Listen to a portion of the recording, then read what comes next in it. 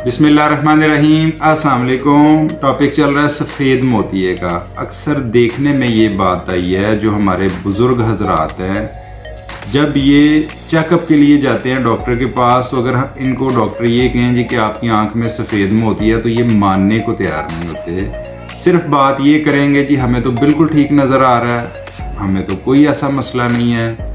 एक बात अपने ज़हन में बिठा लें, अगर आपकी आंख में सफ़ेद मोतिया आ गया है तो इसका इलाज सिर्फ़ और सिर्फ सर्जरी है।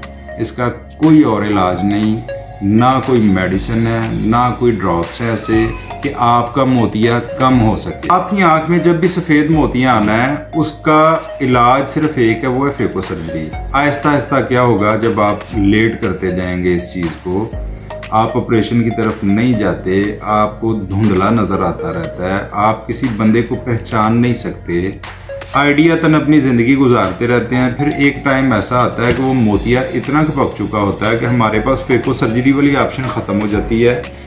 फिर हम टीके टांके वाली तरफ चले जाते हैं, या तो फिर वो आपका एक्स्ट्रा कैप सर्जरी होगी जिसमें एक टीके का इस्तेमाल किया जाता है और उसमें टांका भी लगता है सर्जरी के बाद। यानी कि सर्जरी के साथ ही आपका जो लेंस निकालेंगे, दूसरा लेंस डालेंगे, तो आपका स्टिच वाली सर्जरी की जाएगी। इसलिए एक बात अपने जहन में ये बिठा लें, इसको लेट करने का कोई मकसद नहीं। आपकी आंख में सफ़ेद मोतिया है, एक ये बड़ी बात सुनी गई है जी कि कच्चा है या पक्का है। अगर आपका मोतिया पक जाता है ना, तो इट मीन्स कि आपको एक्स्ट्रा कैप फेको सर्जरी से नहीं होगा। इसलिए मेरी अपने बुज़ुर्ग हजरात से ये स्पेशल किस्म की गुजारिश है कि ये जो रट है मैं नहीं मानूंगी वाली बात है, इस पे अमल छोड़ दें। अगर आपकी आंख में सफ़ेद मोतिया आया है, आप जितना मर्जी लेट कर रहे हैं, अल्टीमेटली आपको सर्जरी की तरफ ही जाना पड़ेगा।